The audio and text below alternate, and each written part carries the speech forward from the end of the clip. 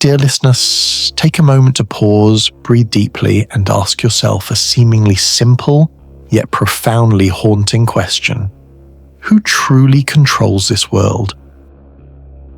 Is it the presidents with their stirring speeches that inspire millions? Or the tech billionaires who can reshape our daily lives with a single innovative app?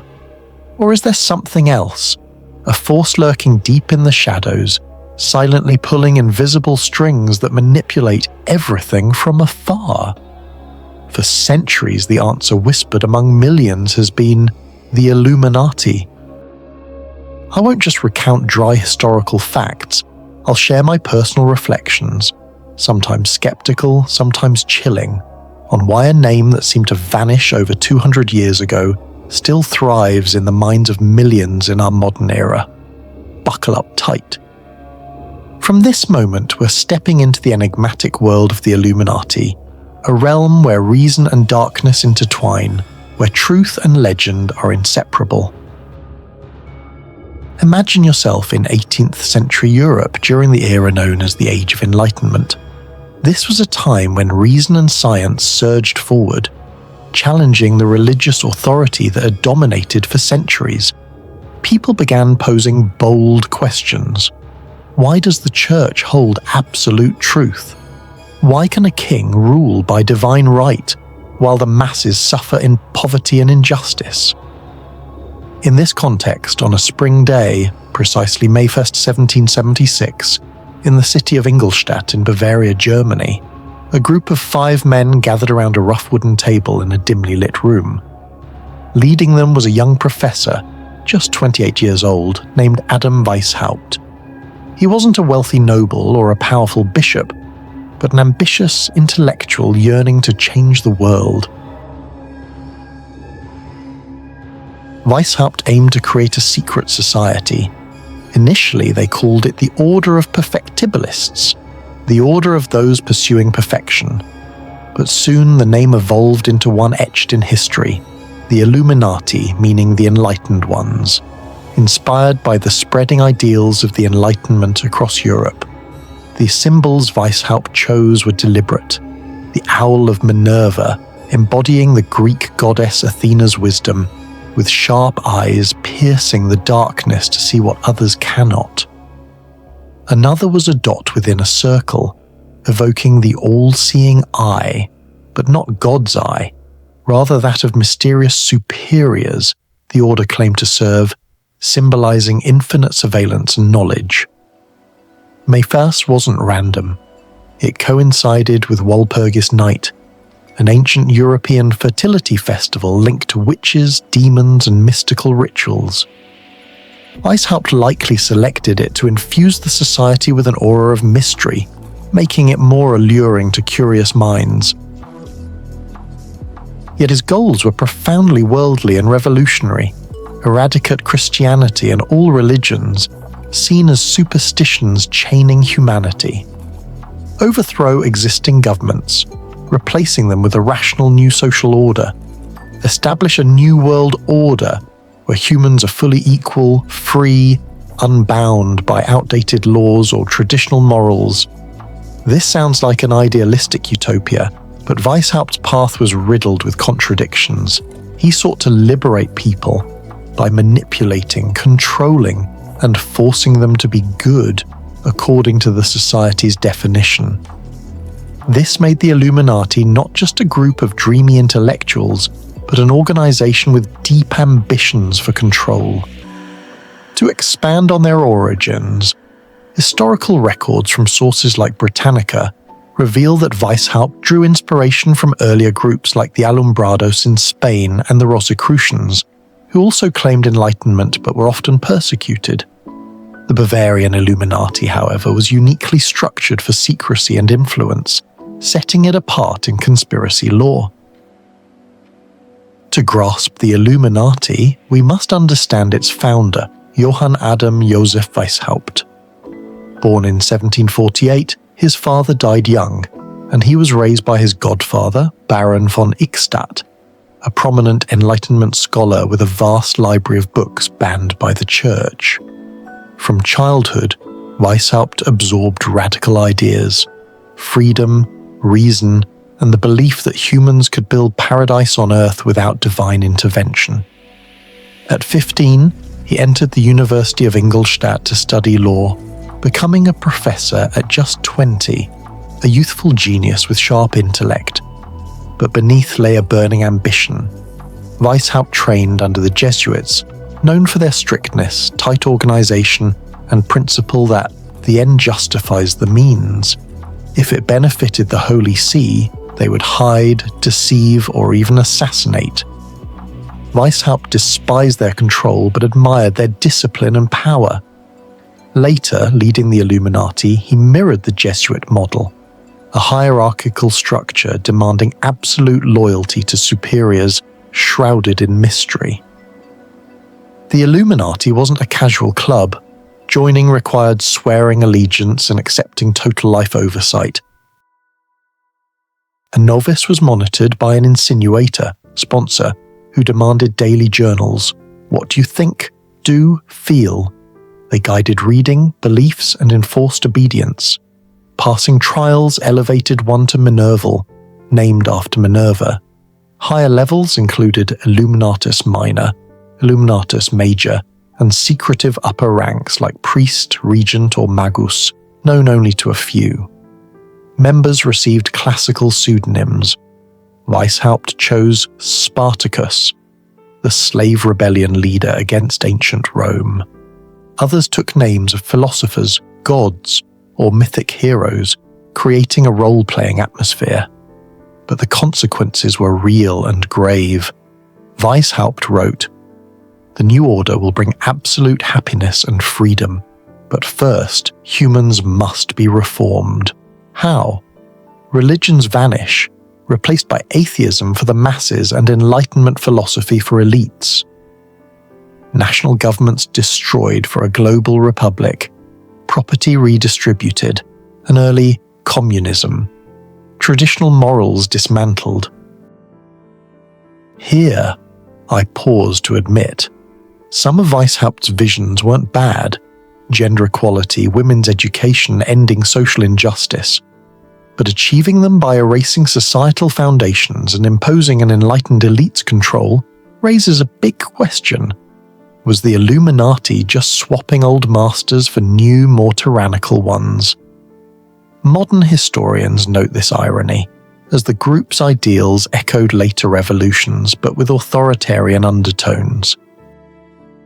In its first decade, the Illuminati grew rapidly. From 5 members, they reached nearly 2,000 across Europe, mostly intellectuals, lawyers, scholars, writers, even nobles and princes like Duke Karl August of Weimar. They operated covertly, infiltrating Freemason lodges, libraries, and academic clubs for recruitment. But secrecy bred fear.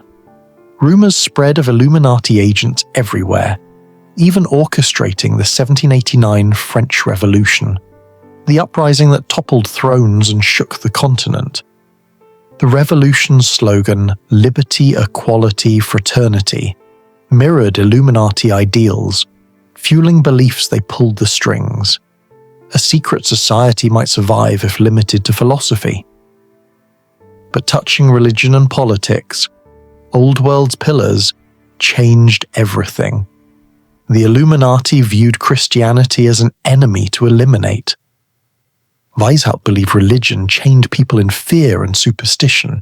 He wrote, "We must free humanity from the darkness of church and throne." This was daring, dangerous, in a Europe where the Catholic Church held supreme power. In 1784, Bavaria's ruler Karl Theodor banned all secret societies, including the Illuminati, fearing societal disruption. In 1785, a shocking event. An Illuminati courier died from lightning, his secret documents seized by authorities. They revealed structure, plans, and members, exploding rumors across Europe. The Illuminati aimed to topple churches, abolish governments, and impose a new order. The church branded them heretical, sealing their fate. Yet, they didn't just oppose, they infiltrated. Weishaupt realized expansion needed cover. the Freemasons, famed for secrecy, symbols, and networks. In 777, he joined a Masonic lodge, forcing other Illuminati to follow, gradually seizing control from within. Reflecting on history, the Illuminati was like a spark igniting Europe's tinderbox in the late 18th century. Discontent with religion, hatred of inequality, thirst for freedom, all simmered in society. The Illuminati merely fanned the flames. But what intrigues me most? Did they truly orchestrate the French Revolution, or were they a convenient scapegoat? When big events happen, humans seek hidden culprits, and the Illuminati was the perfect shadow. Perhaps they didn't do it all, but accusations turn them into legend. And when a secret society becomes legend, what next? Do they vanish or rebirth in darkness? To add depth, contemporary accounts from authors like John Robison in Proofs of a Conspiracy, 1797, accuse them of masterminding Jacobinism and the Revolution, blending fact with fear to amplify the myth. History's irony: the more banned, the more immortal a secret society becomes. The Illuminati exemplifies this. In 1784, 1785, and 1787, Bavaria's Karl Theodor issued edicts dissolving them. Authorities hunted, confiscated documents, arrested leaders, including Weishaupt, who fled to Switzerland and lived in exile until his death in 1830. Many thought the society ended, but how do you erase a society built on concealment? Weishaupt wrote, "Our strength lies in hiding. The order won't exist under its name but where other labels and forms." Indeed, post-dissolution they persisted underground, embedding in Freemasons, intellectual clubs, and nobility. Documents show spread beyond Germany, France, Switzerland, Italy, Russia, even America. In Naples, a branch aided the short-lived Parthenopean Republic in 1799. In France, Enlightenment thinkers like Voltaire were suspected of indirect ties. In America, rumors claimed founders like Thomas Jefferson were influenced, though unproven. Was this truth or exaggeration? Hard to say, but the more mysterious, the easier to spread. Infiltration strategy. They avoided direct confrontation, penetrating from within, joining reputable Freemasons, controlling literary societies, 18th century internets for intellectuals, recruiting influencers, nobles, scholars, writers, clergy. Once rooted in power, they needed no publicity, an invisible network. Ironically, the 1785 exposure, documents falling to authorities, didn't kill them. It turned the Illuminati into a sensation.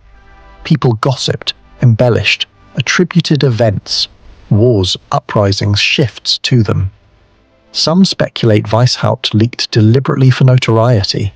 If so, genius marketing. A tiny secret society into eternal legend. Reading this, I realize, the Illuminati is more idea than organization. Organizations can be disbanded, suppressed, erased. Ideas can't. The notion of a secret group ruling the world, too compelling to die. Thus, officially dissolved, they immortalized in human imagination. Like a virus, attacked, it mutates, resurfaces stronger. Recent analyses, like in BBC articles, trace how this accidental invention of the myth persists, revealing our propensity for believing fake news and stories. You know, sometimes a secret society doesn't need real existence. It just needs to live in minds. The Illuminati masters stepping from dusty history pages to global cultural icon. Look around. In films you watch, songs you stream, even daily held money, the Illuminati lurks, a silent reminder. From 18th and 19th centuries, they appeared in literature. Johann Wolfgang von Goethe, Germany's literary giant, rumored member, echoed their spirit in Faust, a tale of soul-selling for knowledge and power, metaphor for Illuminati ambition. In 1818, young Mary Shelley published Frankenstein. Victor studies at Ingolstadt, Weishaupt's founding spot. Scholars see the monster as Illuminati allegory, a spiritual child escaping creator's control, wreaking havoc. Even Leo Tolstoy in War and Peace references them as manipulators in Russian politics. If literature planted seeds, modern cinema made them phenomenon. In Dan Brown's Angels and Demons 2009 film, they're Vatican foes, hiding symbols everywhere. Grossing hundreds of millions, it ingrained Illuminati imagery. In National Treasure, with Nicolas Cage, or Tomb Raider, with Angelina Jolie, secret societies, pyramids, all-seeing eyes abound, thrilling audiences. Recently, Marvel's Doctor Strange in the Multiverse of Madness 2022 features an Illuminati superhero group, a nod turning the name into global meme. Mention Illuminati, and audiences conjure mystery, power, eeriness, perfect entertainment formula. In music, especially pop and hip-hop, they're embedded. Jay-Z accused of worship for triangle hand signs in videos, mimicking pyramid with all-seeing eye. His Rockefeller label logo fuels it. Beyoncé, his wife, uses codes like Super Bowl 2013 triangle lights. Madonna's 2015 song Illuminati names artists labeled members, from Kanye to Lady Gaga. Intriguingly, they don't fully deny. Instead, they leverage rumors for mystique, admit it, believing someone's tied to a global secret society boosts their power aura. Pick up a US $1 bill, back shows unfinished pyramid, all-seeing eye atop. Latin Novus Ordo Seclorum, New Order of the Ages. Many believe proof of Illuminati financial control. Number 13 repeats, pyramid steps, arrows, olives, stars. Unlucky in West, but Illuminati Council of 13 symbol. Even politicians' hand gestures get called member signals. Gamers joke, Illuminati confirmed. Meme on Reddit, Twitch. This teaches, Illuminati succeeds most in controlling imagination. A symbol, eye, pyramid, 13, triggers association. Society may exist or not, but Illuminati transcended history into cultural emblem. Pop culture, books, films, music made them immortal. But what when legend collides with modern reality? When blamed for global events, tragedies shaking humanity? To extend, recent books like Illuminati, The Hidden Power Behind Global Events 2025 dissect the myth's evolution, from origins to conspiracy culture. By now, you might think the Illuminati a defunct 18th century society, revived as pop symbol. But conspiracy believers say otherwise. They've never vanished. They're there, in shadows, ruling. Familiar tale, US dollars pyramid, all-seeing eye, New World Order phrase. Coincidence? Believers say evidence of Illuminati Federal Reserve, global finance control. 13's repetition, Council of 13 top leaders, September 11th, 2001, shocked world with Twin Towers attack. Soon, theories, not just terrorism, but shadow force reshaping world.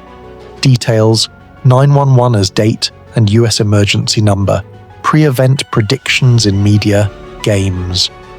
Many claim Illuminati orchestrated for Middle East wars benefiting deep state.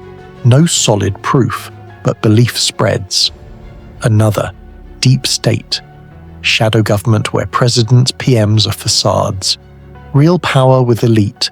Finance conglomerates, banks, arms. Naturally Illuminati. Some say, elections are theatre. Illuminati pre-decides presidents.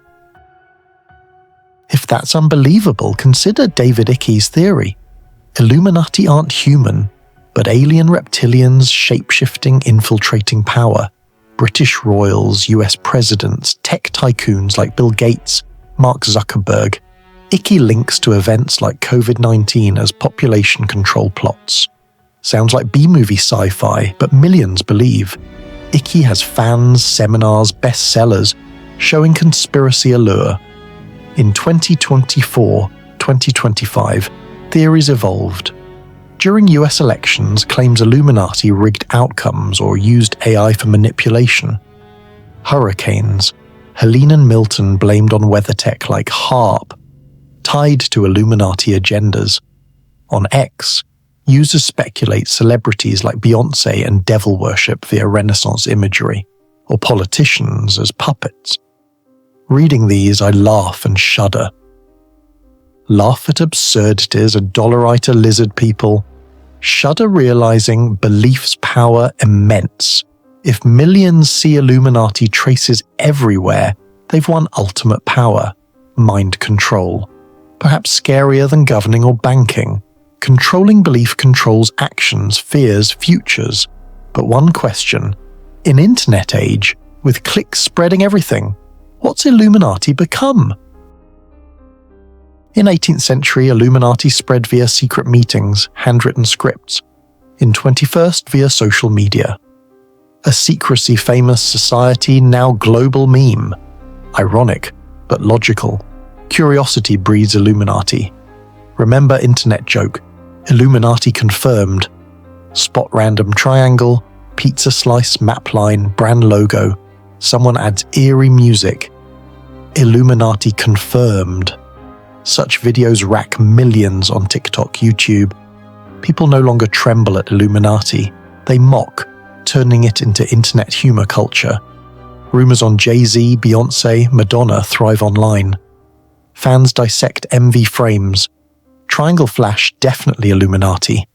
Beyoncé's triangle hand becomes instant global meme. Artists not denying fuels. Smoke means fire. Rumors live, fed by public curiosity, imagination. In a tension as currency world, Illuminati's powerful marketing tool. Artists, brands, YouTubers exploit for views. Title, Illuminati Real, draws more than symbol analysis. Makes me think, Illuminati's view-generating machine. Most fascinating, youth turning fear to fun. 18th century folk feared Illuminati.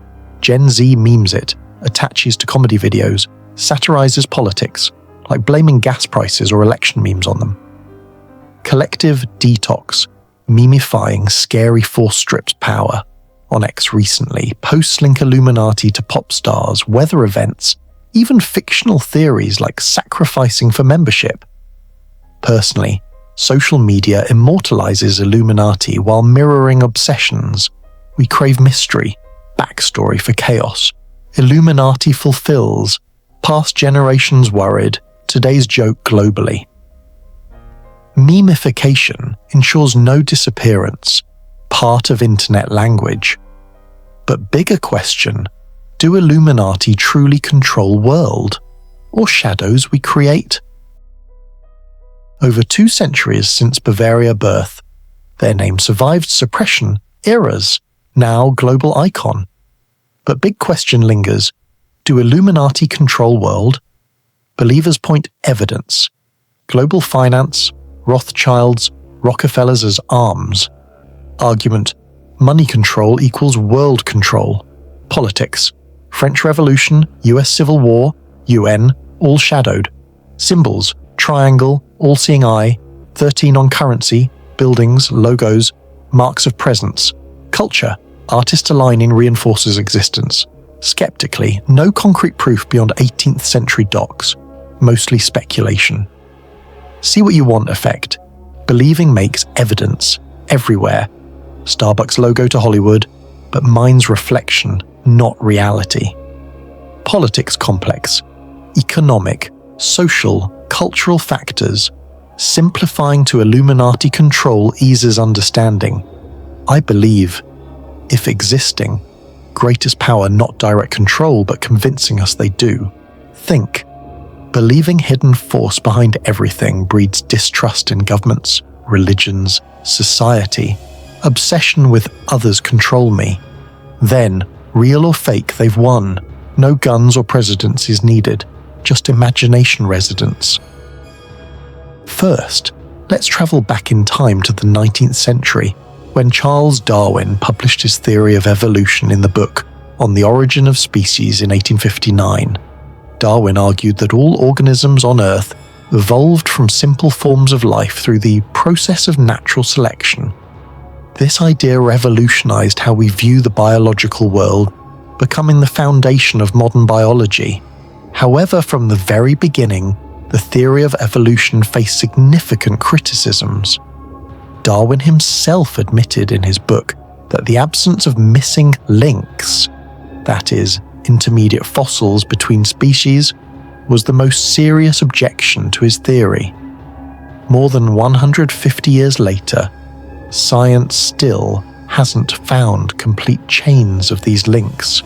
For example, between fish and amphibians, or between apes and humans, we only have scattered fragments, not a smooth evolutionary chain. Critics argue that if evolution occurred gradually as Darwin described, the fossil record should be flooded with intermediate forms, but in reality the fossil history shows large gaps, where new species appear suddenly without transitional traces. Some scientists like Stephen Jay Gould proposed the theory of punctuated equilibrium, evolution occurring in short bursts interspersed with long periods of stability, to explain this. But even so, many questions remain. How do we explain the complexity of organs like the human eye or brain without viable intermediate steps? And why, despite modern technology like DNA analysis, do we still lack convincing evidence for transitions between major species? Let's dive deeper into specific criticisms. One of the biggest issues is the missing links problem.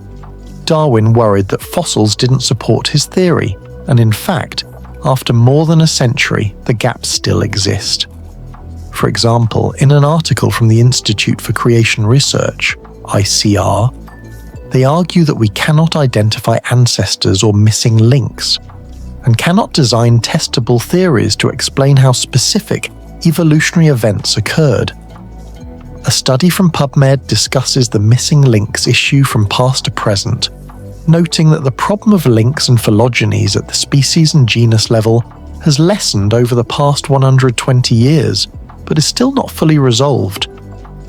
On Quora, many criticize that the main flaw is Darwin and his contemporaries not understanding how variations are maintained in populations. Darwin described the lack of missing links as the most serious objection in an article on evolution, education, and outreach. On Reddit, a user argues that Darwin made false assumptions based on observations, claiming that over long periods species evolve from one type of animal to another completely different one. The University of Tasmania discusses discovering the missing link in Darwin's theory of evolution, where he couldn't explain why there are periods of significant growth and periods of little evolution. New research from phys.org shows that recent evolutionary studies reject the theory of living missing links, because evolution is not a steady march toward more sophisticated organisms. On Reddit, users discuss the real weaknesses of evolution theory, noting that it can make strong interpolation predictions but not strict extrapolations. Christian Courier emphasizes that Darwin admitted the lack of transitional fossils is the most serious objection. Williams' site discusses the dark side of Darwinism, noting that Darwin's theory has racist elements. New research from SciTech Daily shows that Darwin's fear was unwarranted, as the fossil record is incomplete, but allows effective reconstruction of evolutionary history.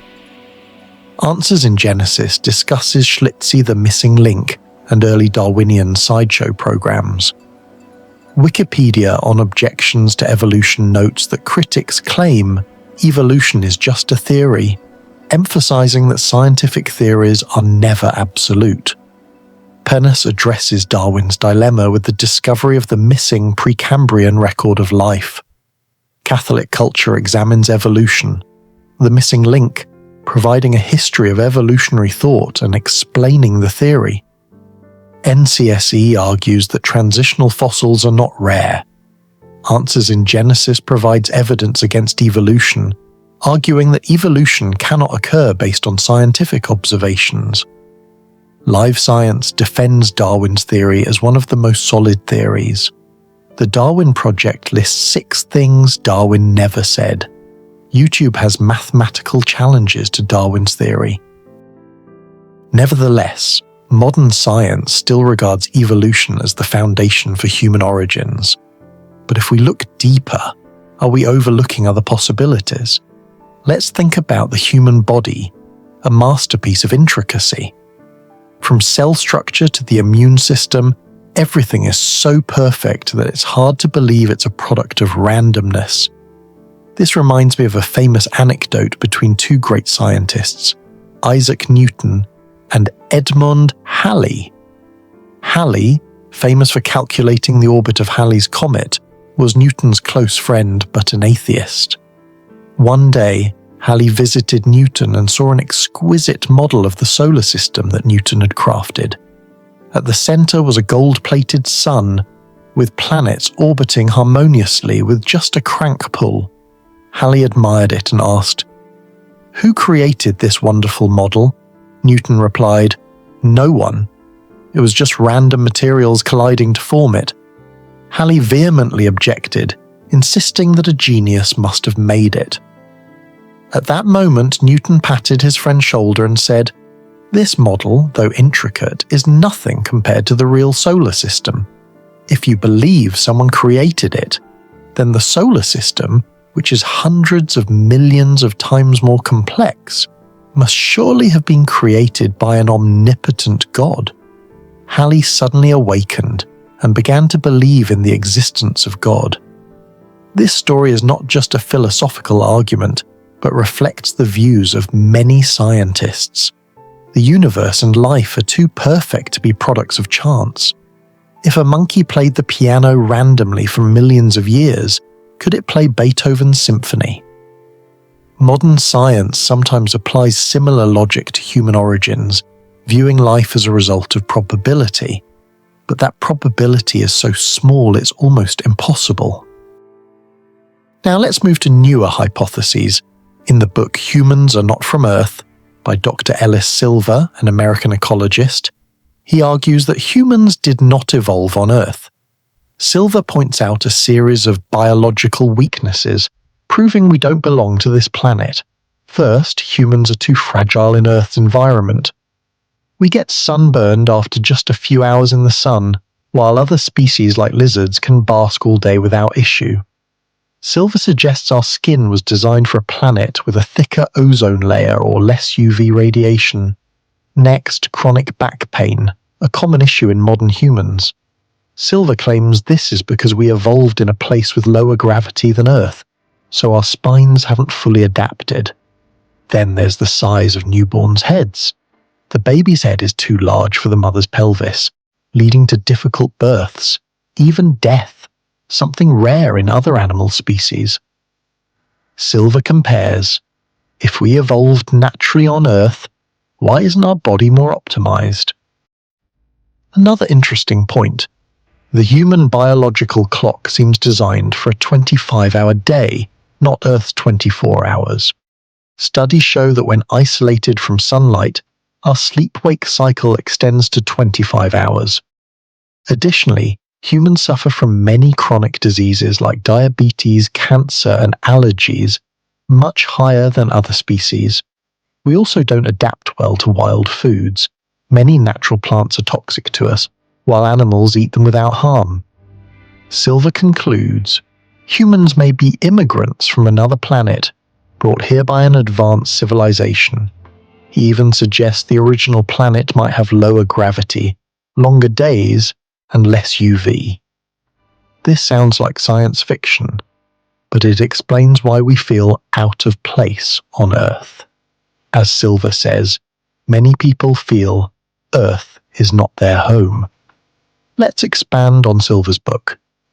In a summary from Brief, the main argument is that humans did not evolve on Earth, but were brought from another planet. On Reddit, users discuss the book, noting that Silver encourages proving and disproving the theory.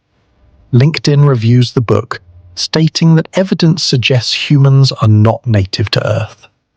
New Age Islam quotes the book, questioning how we got here and if we are aliens. Shortform provides a PDF summary, discussing hypotheses about the original planet's characteristics. Goodreads describes the book as examining evidence around us. Quora asks if you agree with Silver that we were placed here by aliens. Barnes & Noble and Amazon sell the book, emphasizing Silver's exploration. Shortform summarizes, presenting an alternative theory. Quora discusses Silver's purpose, noting he selects evidence for his hypothesis. SoBrief describes Silver as garnering attention in conspiracy circles. Alien Element quotes the book, claiming aliens placed humans here recently. YouTube has a podcast summarizing the book. Script reviews pointing out physiological traits as evidence. To support this hypothesis, let's look at DNA. A study published in the Proceedings of the National Academy of Sciences, PNAS, shows that about 8% of human DNA is from ancient viruses, genetic code segments extraterrestrial, in the sense not from local evolution. These are endogenous retroviruses, possibly from space via panspermia, the theory that life spreads through meteorites. Some scientists even suspect they contain cosmic information we haven't decoded yet. Though not alien DNA like in Hollywood movies, it suggests our origins are more complex than we think. Now, let's explore panspermia in more detail. Panspermia is the hypothesis that seeds of life exist throughout the universe and can spread through space. There are 3 stages: escape from a planet, transit through interplanetary space, and landing on another planet. Science Direct defines panspermia as the hypothesis that seeds of life spread through space. EBSCO explains that panspermia proposes life on Earth came from microorganisms or precursors from space. Astrobiology discusses material-based panspermia, the potential of polymer gels. Azo Life Sciences explains the hypothesis proposing life came to Earth from space via comets or meteorites. Reddit discusses panspermia as the theory that life didn't develop on Earth but came from space. Paleo Electronica links Mars, panspermia, and the origin of life. Astronomy.com explains panspermia suggests seeds of life already existed in the universe and came to Earth. Sky at Night magazine defines panspermia as the theory that life was brought by meteorites, comets, or asteroids. Now, let's talk about extraterrestrials and UFOs. In recent years, thousands of UFO reports have astonished the scientific community. These objects appear and disappear without a trace, surpassing human technology by hundreds of times. For example, US pilots report UFOs moving at supersonic speeds without sonic booms, or changing direction abruptly without inertial forces. The Pentagon even acknowledges concerns about technical supremacy from extraterrestrials. But despite their superior technology, alien bodies seem less perfect than humans. According to some reports, they are frail and dependent on technology. Let's examine recent UFO reports in 2025.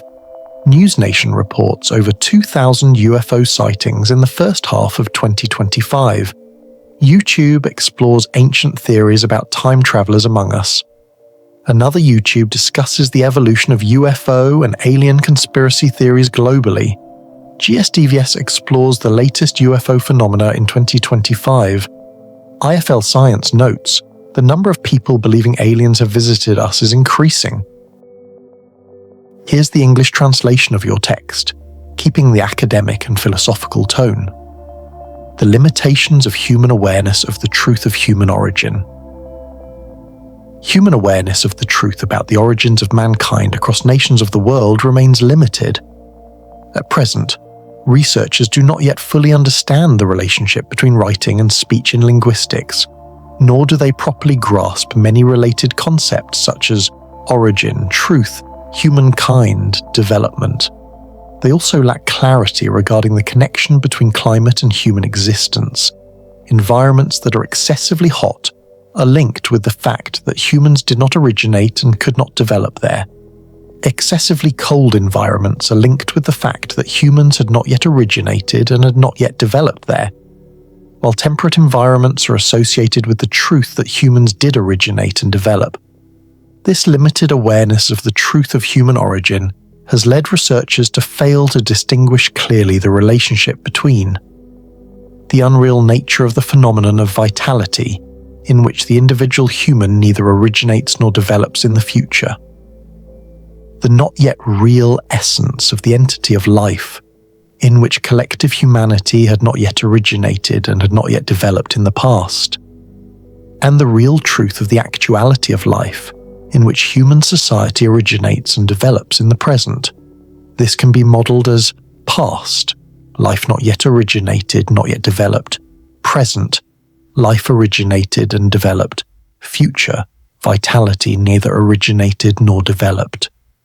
In other words, researchers failed to distinguish between the not yet real essence of life, the unreal nature of vitality, and the real truth of actual human life. This aligns with what Einstein once remarked shortly before his death: "I want to go when I want. Prolonging life artificially is tasteless." This limited awareness of the truth of human origin also leads to misunderstanding of the causes behind phenomena such as the Earth spinning faster, whether this results from surface warming or signals the onset of a new global heating era, caused by humanity's uncultured impact, making global average temperature temporarily exceed the threshold of 1.5 degrees Celsius above pre-industrial levels. It also prevents researchers from answering the question, "Who am I?" leaving humanity for many years to live in darkness and ignorance, in greed, hatred and cruelty, in violence, war, destruction of the environment, and harm to one another.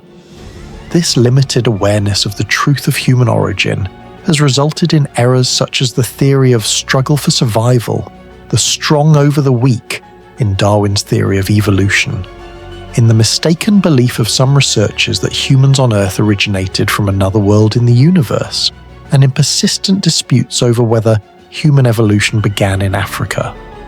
To correctly perceive the truth of human origin, it is necessary to fully understand the truth of the word human, a term that encompasses its essential aspects as follows.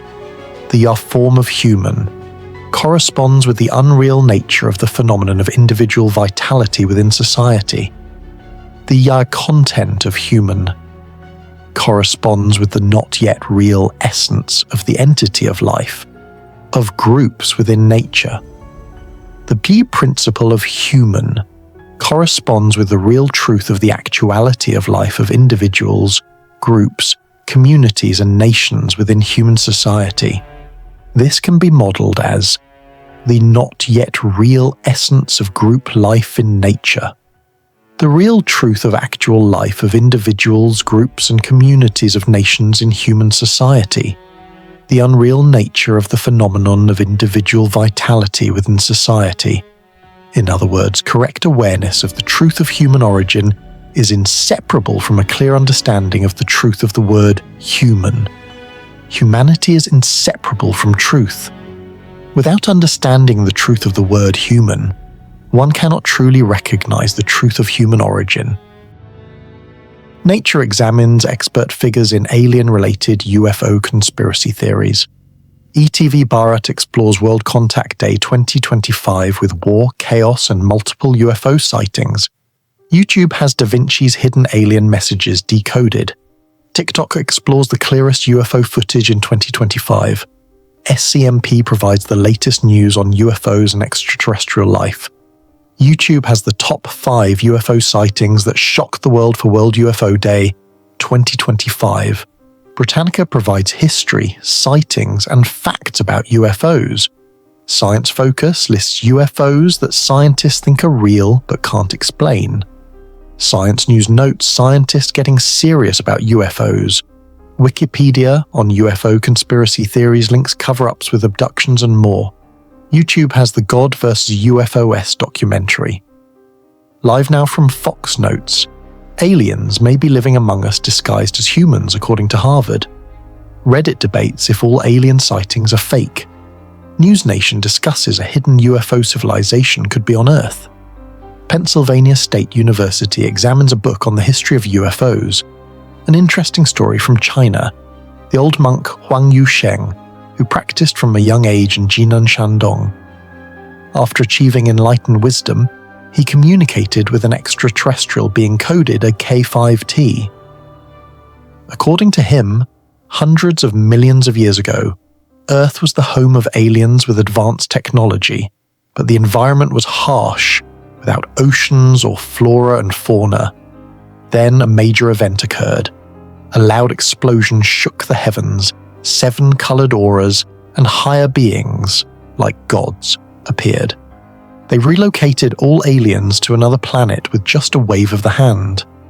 After that, Earth was remodeled, with oceans, plants, animals, and humans became the new masters. Our story begins in the command center of the Zephyrian Empire on the planet Veltar, a world where towering crystal spires pierce a crimson sky. Admiral Kestak, a battle-hardened veteran with shimmering silver scales and a tail that sweeps the floor, stands before a 3-dimensional holographic star map hovering over a crystal table. 12 red dots blink on the display, each marking the last known location of a Zephyrian scout ship that vanished without a trace.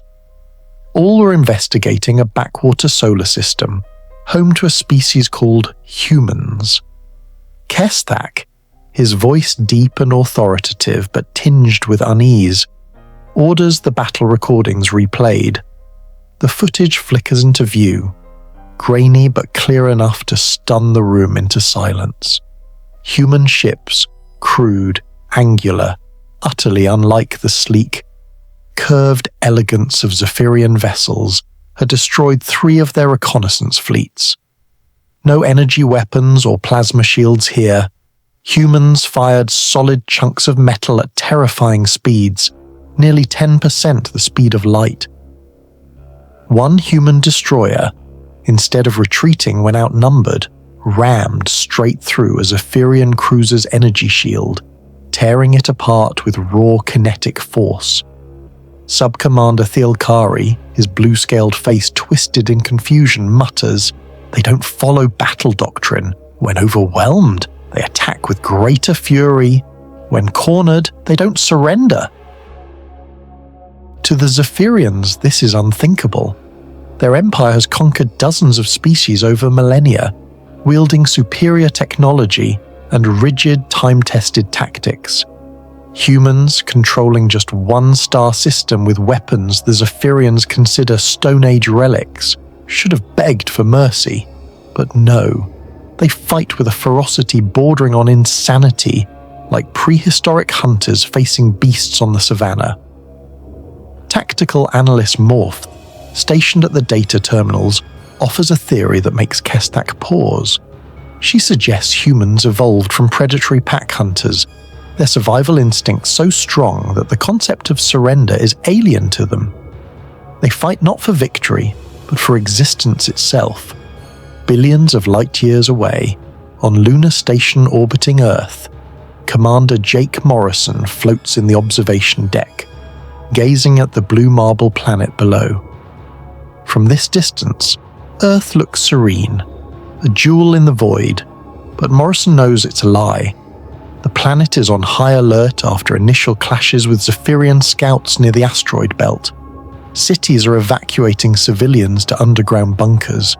Factories work around the clock, converting cargo haulers into warships and mining equipment into weapons.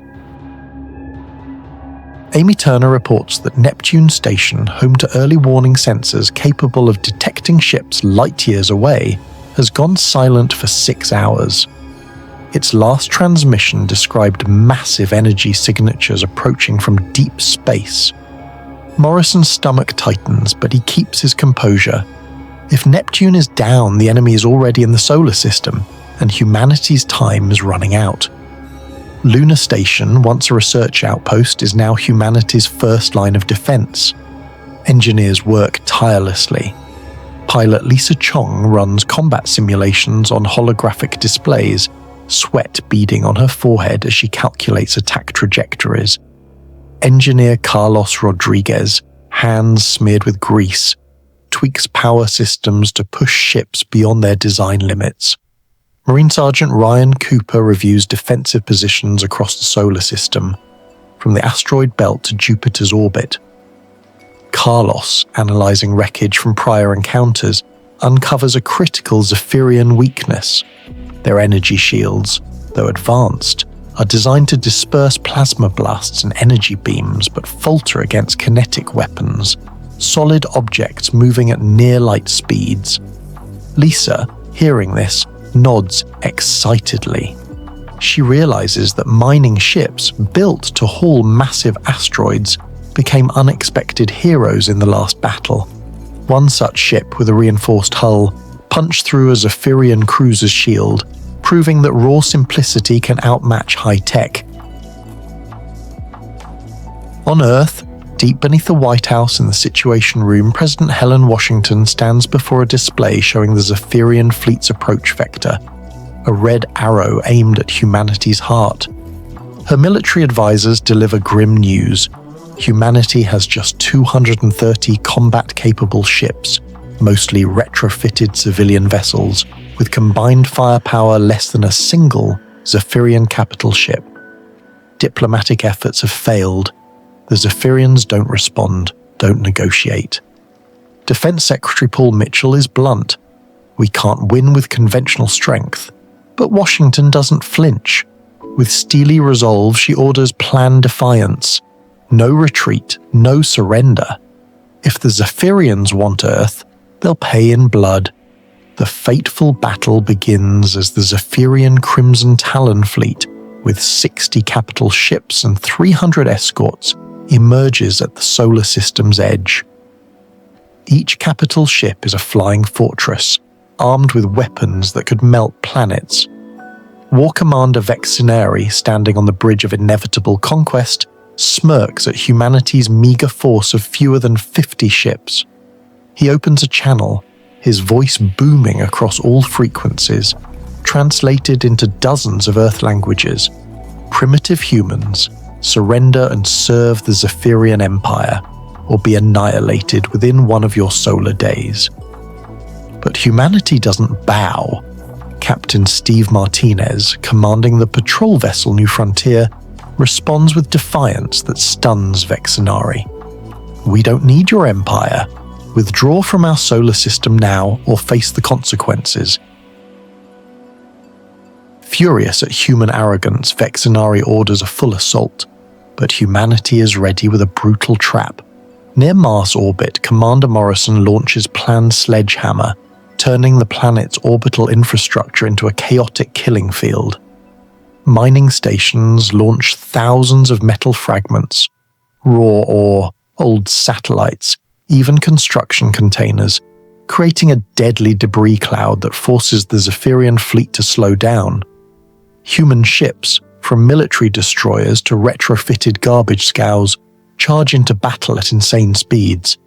They disable safety systems, enduring crushing G-forces for maneuverability that Zephyrian ships, designed for crew comfort, can't match. Captain Danny Wright, aboard Last Stand, leads a spiraling attack on a Zephyrian cruiser.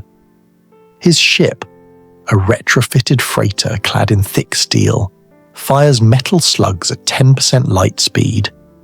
Shredding the enemy's shields and hull, blood vessels burst in his eyes from the G-forces, but he keeps his hands steady, shouting, "This is for everyone we've lost." Meanwhile, Sergeant Katie Walsh, leading a Marine boarding team, undertakes the boldest mission, infiltrating the Zephyrian flagship Inevitable Conquest. Using asteroid mining techniques, they crash their transport through the enemy hull and fight through crystalline corridors lit by eerie blue light. The Zephyrians, tall and graceful like dancers, adhere to formal combat codes, duels and ancient rituals. But Walsh's team ignores such niceties. They use explosives, ambushes and guerrilla tactics, turning the ship into a chaotic battlefield. Walsh, wielding a stolen Zephyrian energy rifle, barks to her squad. They think war has rules. Let's show them how humans fight when there are no rules. Engineer Carlos Rodriguez, accompanying the boarding team, discovers a game-changer. The Zephyrian fleet's quantum communication network, linking every ship for coordinated tactics and targeting. Carlos, with his quick-thinking mind, proposes a desperate plan. Overload the network, even if it destroys the ship, and them with it. Walsh, without hesitation, orders, "Do it. We knew this was a one-way trip." The resulting explosion not only obliterates inevitable conquest, but cripples the entire Zephyrian comms network. Suddenly, 60 capital ships become isolated targets, unable to coordinate in a battlefield of debris and unpredictable human attacks. Captain Martinez seizes the moment, leading a squadron of heavy cruisers straight into the enemy formation's heart. Shouting a battle cry that echoes across the system, "Remember Earth!" The cry spreads like wildfire, inspiring every human ship to abandon defensive positions for an all-out assault. From the asteroid belt to Mars orbit, human vessels, military and civilian alike, charge with reckless abandon, bewildering the Zephyrians. A fighter squadron led by Lieutenant Commander Nick Palmer, equipped with experimental ram scoops, turns battlefield debris into massive shotgun blasts targeting enemy capital ships. But the decisive blow comes from an unexpected source: Earth's civilian population.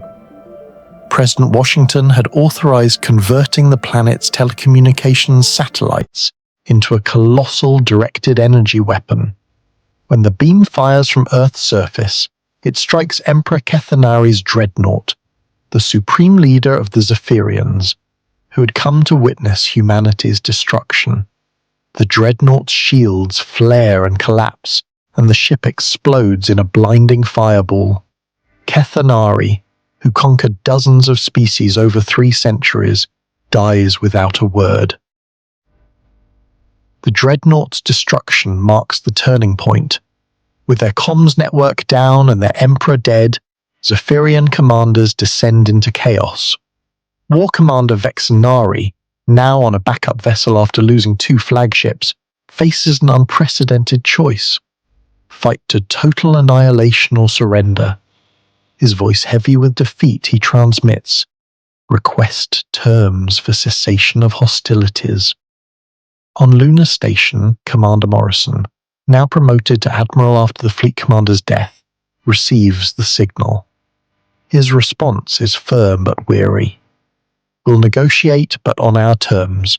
Complete withdrawal from our solar system and recognition of human sovereignty." Agreement is simple. The Zephyrians withdraw, barred from military presence within 50 light-years of Earth. In return, humanity won't pursue or interfere with their territory. But this victory is more than a ceasefire. It's a galactic statement. Humanity will not be subdued. News of the Zephyrian defeat spreads across the galaxy at light speed, reaching species long oppressed by the Empire. Some send signals to Earth, proposing mutual defense alliances. Others watch humanity with wary respect. On Earth, President Washington addresses the world in a speech etched into history. "Today, we proved that freedom isn't granted by the strong to the weak. It's taken by those willing to fight for it with blood, sweat, and unbreakable will." At Lunar Station, Dr. Alex Thompson establishes a lab to study captured Zephyrian tech. His team discovers their energy weapons operate on fixed frequencies, and they begin developing broadband jammers to disable them. Thompson, briefing Morrison, says excitedly, "We're talking about massive radio jammers tuned to their weapon signatures. A few weeks, and we could blind them in the next fight." Humanity builds a new, larger fleet. Earth's factories churn out warships at unprecedented speed.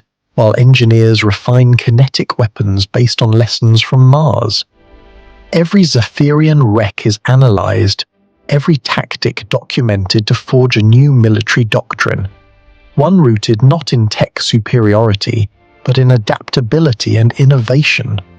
Most importantly, the victory transforms humanity. For the first time, every nation, culture, and people unites for a single goal: survival.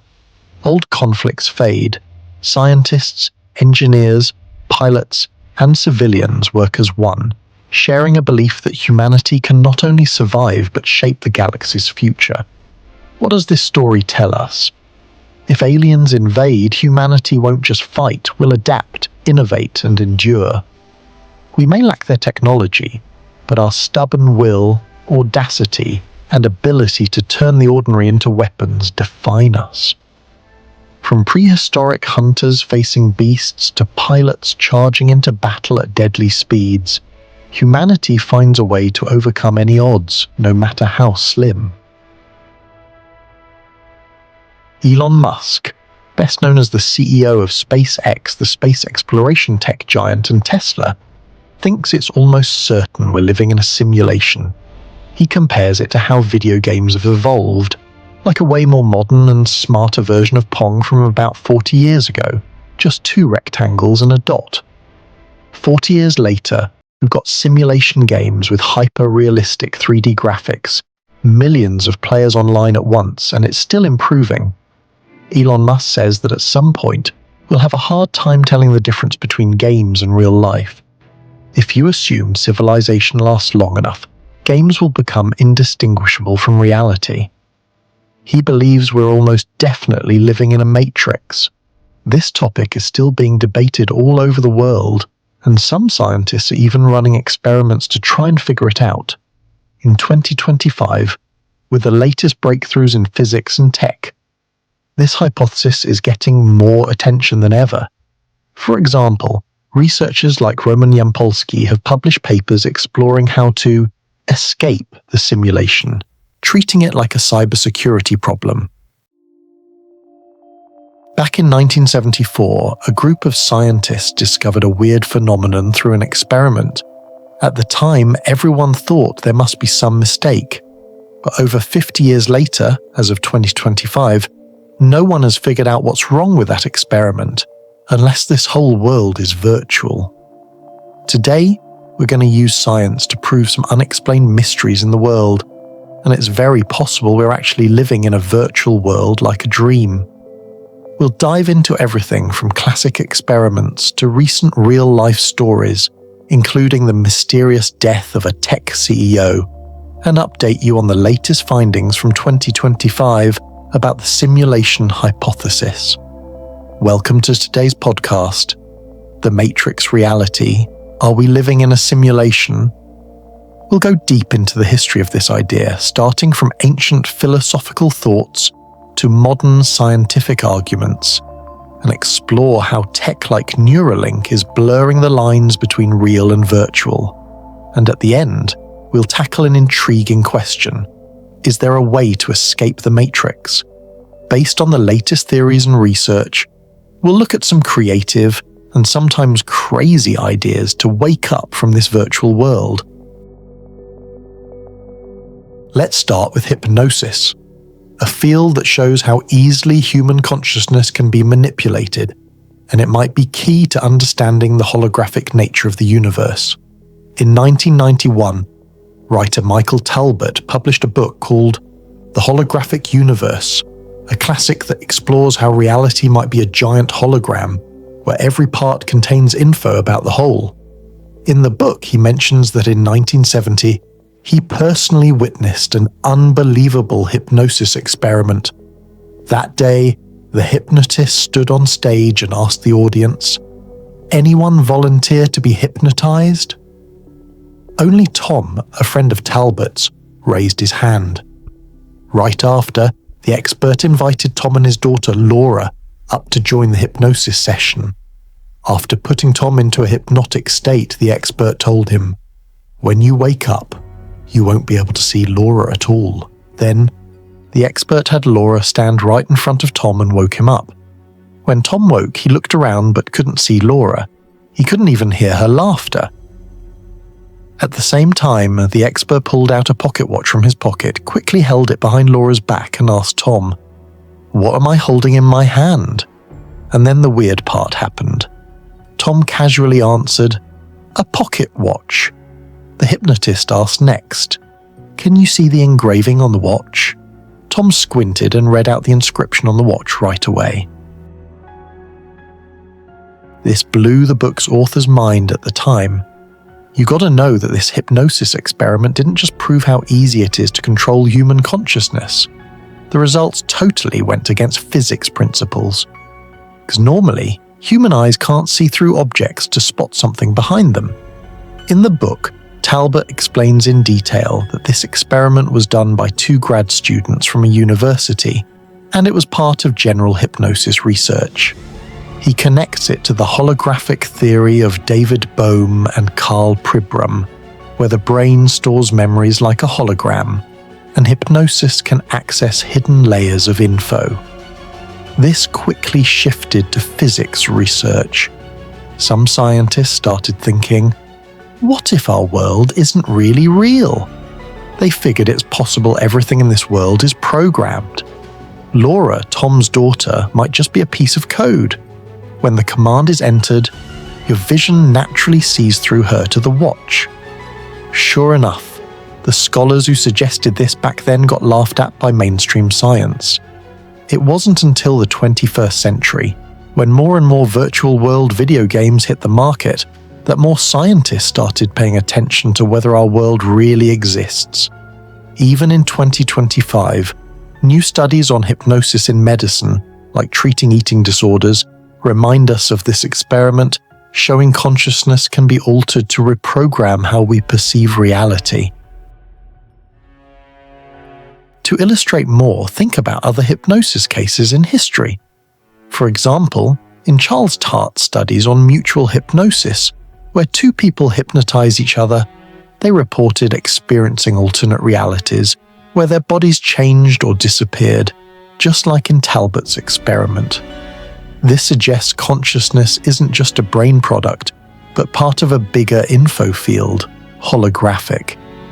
In the simulation context, hypnosis could be a way to hack the Matrix's code, changing how we perceive the world. Actually, some theories say hypnosis could be the first step to escaping the simulation by accessing deeper reality layers, but we'll talk more about that in the later section. When people talk about this world being virtual, a lot of you might think, no way, this world feels so real. But did you know we humans rely on our senses to decide if the world is real, and senses are super unreliable? Here, let's do some small experiments to prove it. Try looking at an optical illusion image, like a spinning wheel description, a picture that looks like it's moving non-stop. Do you feel like it's moving? But amazingly, if we focus on one spot, it stops right away. Then when we look at the whole thing, it starts moving again.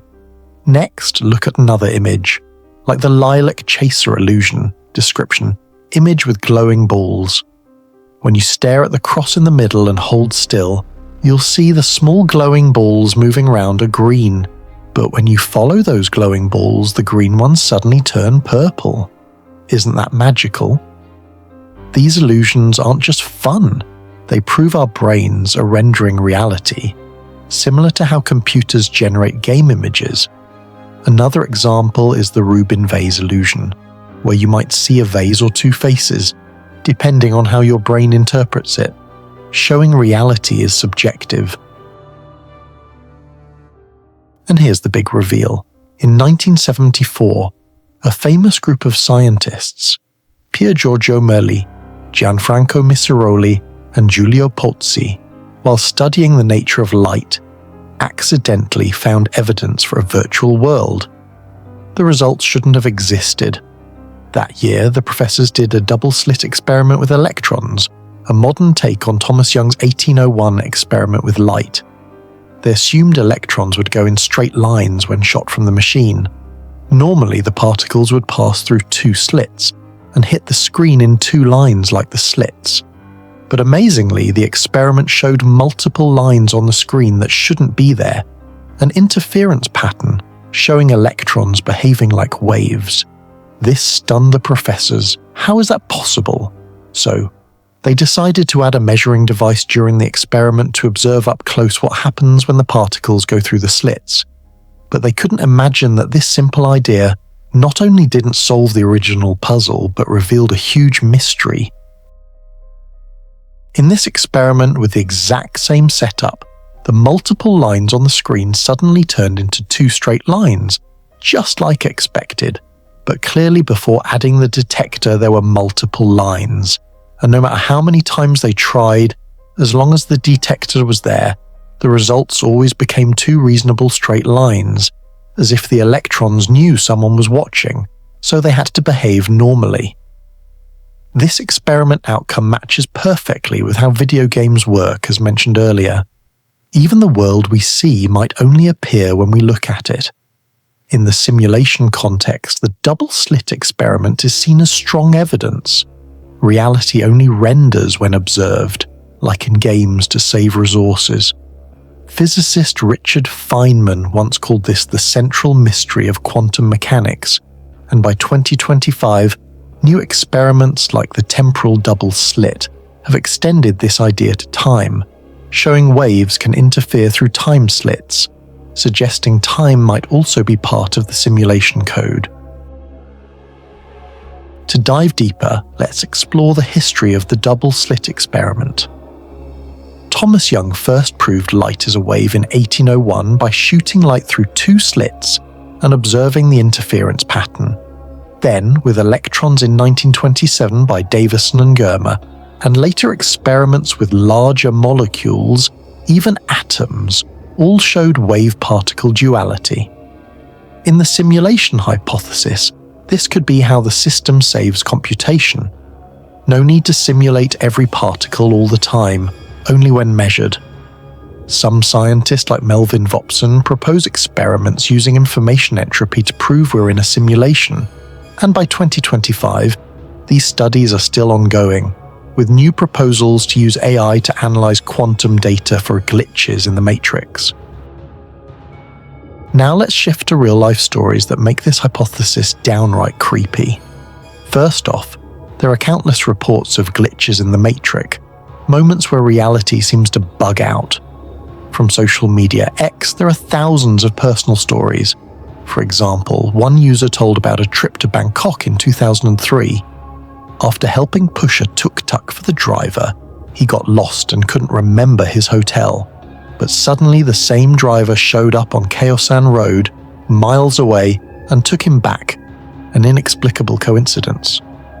Another story from 2025. A girl met a stranger who was identical to her.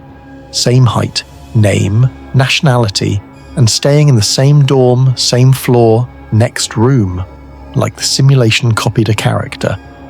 Or someone saw a gas station appear and disappear in just a day.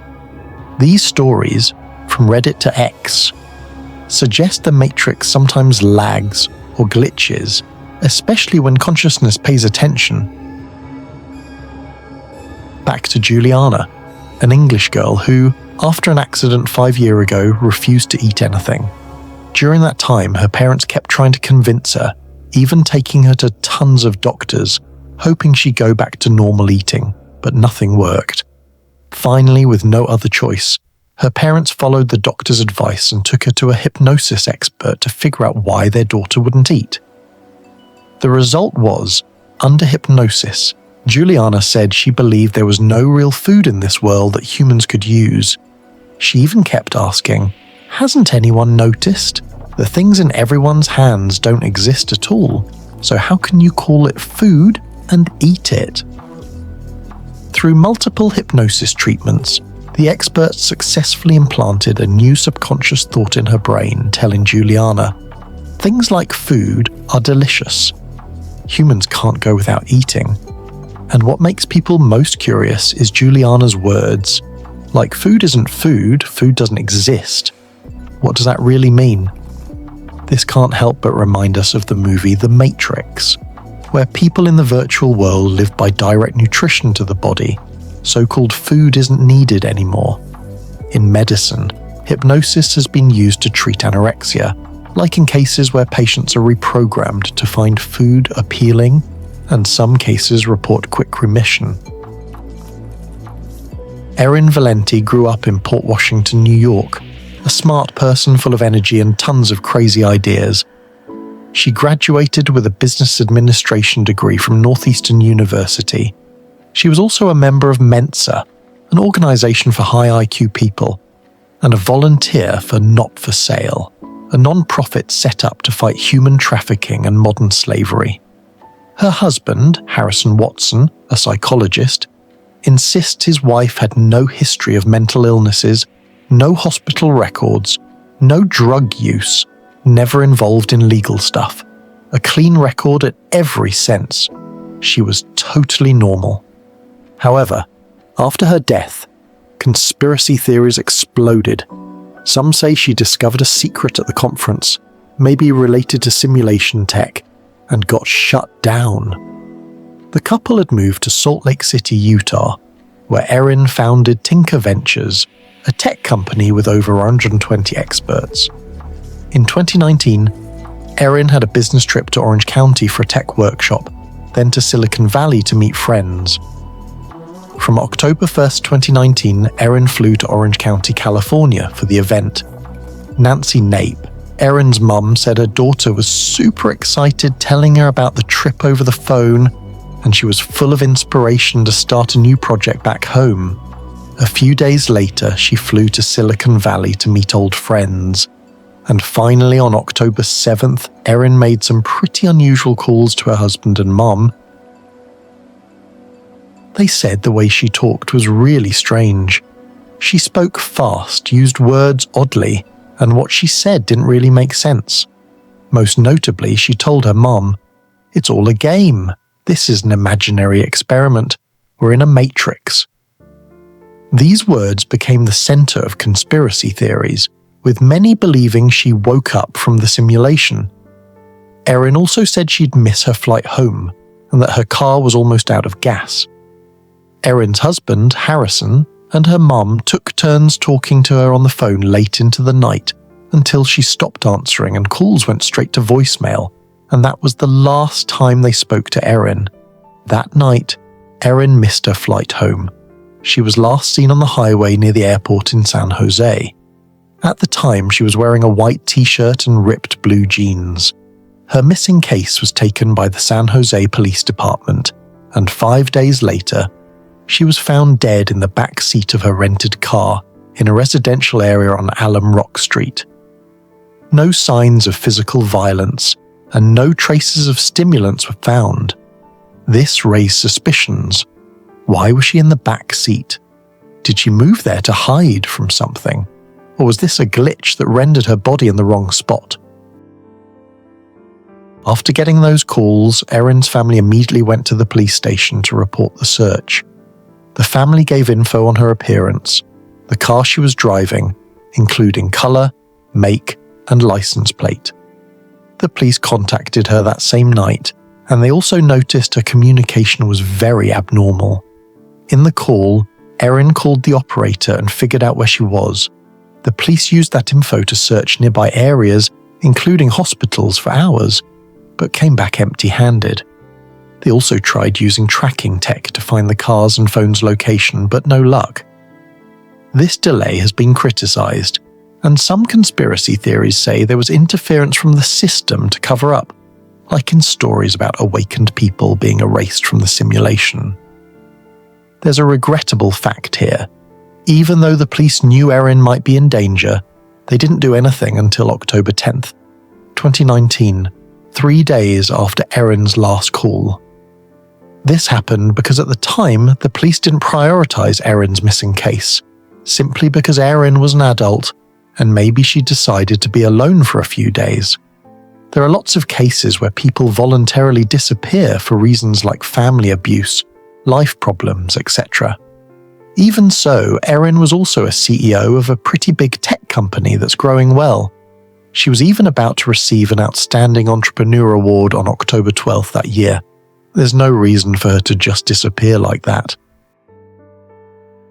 After that, thanks to further investigation efforts, we learned that Erin's car had been parked there for 5 days, meaning after talking to her family on the phone, missing her flight home, Erin drove to a nearby residential area, moved to the back seat area of the car, passed away for some reason, and no one noticed for several days.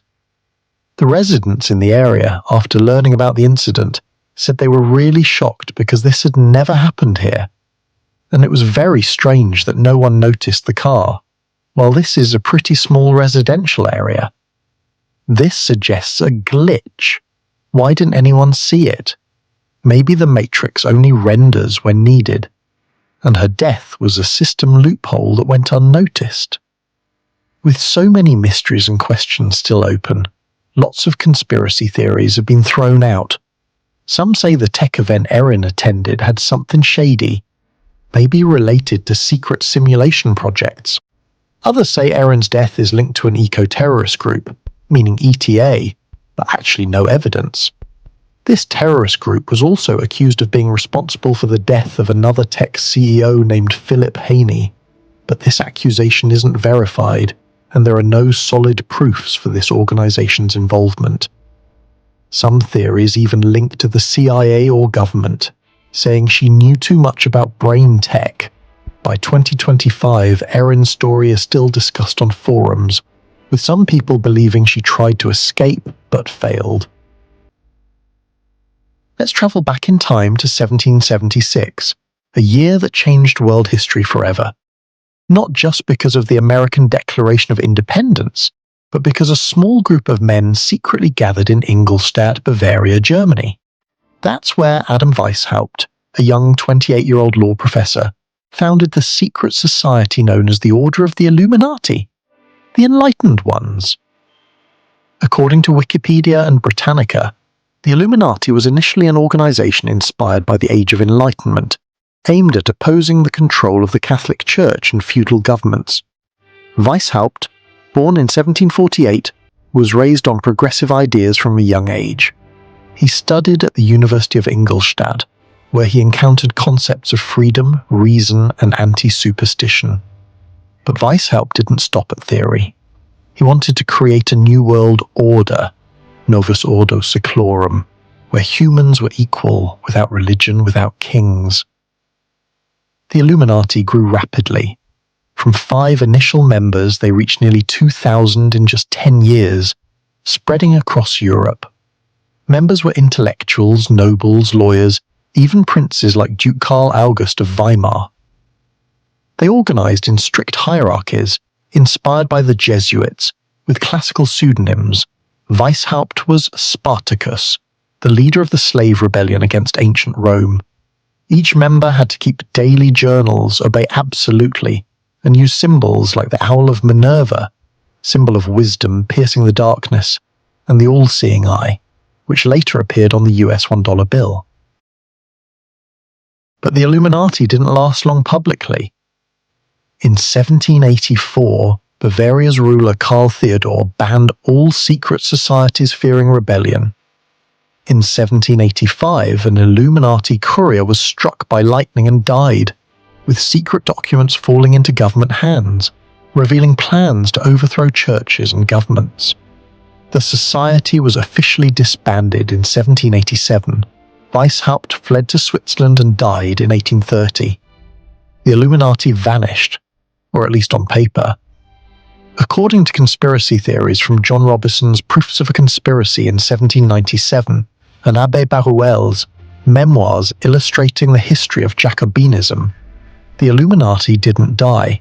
They hid within the Freemasons, infiltrating the French Revolution of 1789, where the slogan "Liberty, Equality, Fraternity" mirrored their ideals. Robinson accused them of orchestrating the guillotine chaos and bloodshed to destroy the old order. Baruel claimed they were heretics against Christianity, and this is where the conspiracy explodes. The Illuminati is said to have spread to America, influencing Thomas Jefferson, though without direct evidence. They were accused of being behind the American Civil War, the two World Wars, and even the United Nations. But at the core is the sus 13 core families. The Council of 13 that still exist, holding power from the shadows. Families like Rothschild, Rockefeller, are alleged descendants of the Illuminati, controlling global finance. Let's talk about the Rothschilds. This family started with Meyer Amschel Rothschild in 18th century Frankfurt, spreading across Europe through banking. They're accused of controlling the Bank of England since the 19th century, using wars to manipulate economies. According to David Icke in The Biggest Secret, the Rothschilds are part of the Illuminati network, using conflicts for gain. For example, Nathan Rothschild is said to have learned of Napoleon's defeat at Waterloo before anyone else, manipulating the English stock market to get richer. Today, the City of London is their domain for money laundering and tax avoidance. Over 300 years, the Illuminati is said to have recruited members from the elite, from Goethe and Tolstoy in literature to scientists and politicians, but the top 1% richest are just the shell. The Illuminati are the lords of the puppets, controlling from the darkness. They aren't a large group, just a few hundred core people, but their influence spreads through networks of finance, politics, and media. I've read A Culture of Conspiracy by Michael Barkan, where he analyzes the Illuminati as a super conspiracy, connecting every historical event. From the French Revolution to 9/11, it's all the Illuminati's hand. But is it real, or just how humans explain chaos? Regardless, these origins are the foundation for everything we'll explore next. Now imagine a massive triangle on the world map connecting 3 points: the City of London, Washington DC, and the Vatican. This isn't an ordinary geographic triangle, but the triangle of power. 3 enormous centres of finance, politics, and religion, not belonging to any country, allegedly controlled by the Illuminati. First, the City of London. Not the City of London, but the 1 square mile area in the centre, called the Square Mile. According to conspiracy sources like the Illuminati in Hollywood and Bloodlines of the Illuminati, this is the Rothschild family's territory. The City of London has its own constitution, police, City of London Police, and flag. It's the world's financial hub, home to major banks like Barclays, HSBC, and the London Stock Exchange. The Rothschilds are accused of controlling the Bank of England since the 19th century, using it to manipulate global economies. For example, during the Napoleonic Wars, they funded both sides for profit, and today, the city is a place for money laundering and tax evasion for the elite. Perhaps Illuminati is no longer society, now immortal idea, fulfilling deep needs, hidden enemy for blame, explanation for incomprehensibles. Though real or not, story offers lessons, power, truly controlling belief, beyond money or armies. Belief, easier with mysterious than dry facts. Responsibility, blaming Illuminati for injustices forgets we shape world daily. In 2025, theories tied to AI autonomy risks or climate conspiracies showing evolution. We've journeyed far. From May 1st, 1776 evening, when Adam Weishaupt and 4 men formed a tiny secret society in Ingolstadt, to modern conspiracies, TikTok memes, dollar triangles. They started idealistic: freedom, equality, enlightenment, clashed with power, religion, politics, revolutions, suppressed, dissolved, but immortal in collective memory, infiltrated culture, Goethe to Marvel, Beethoven to Beyoncé, centered endless theories, deep state to shape-shifting lizards. Finally, transformed into internet symbol, scary yet funny, powerful yet joke. Do Illuminati control world, or myth, legend, theory? That, perhaps less important than, are you letting beliefs manipulate you? Ultimately, our beliefs shape reality. If millions believe Illuminati exists somehow, they do. And perhaps that's greatest power. Thanks for joining. Share thoughts, real or myth. See you next episode.